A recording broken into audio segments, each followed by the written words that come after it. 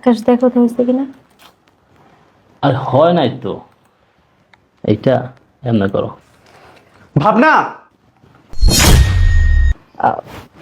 শ্রাবণ, তুমি আমার অফিসে? হ্যাঁ আমি তোমার অফিসে। কেন, ডিস্টার্ব করে ফেললাম নাকি? না, তুমি হঠাৎ করে আমার অফিসে, তাই জিজ্ঞাসা করলাম আর কি। ইটস ওকে, এই নাও লেটার। কিসের লেটার এটা? Divorce letter. Divorce letter?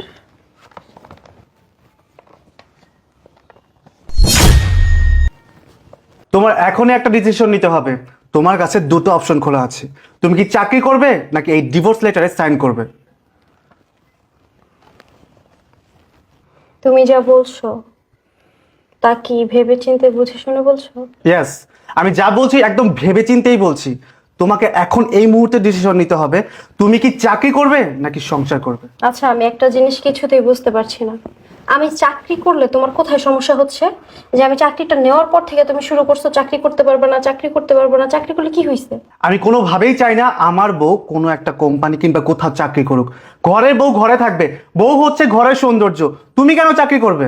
ও, তার মানে তুমি চাও যে আমি বাসায় সারাদিন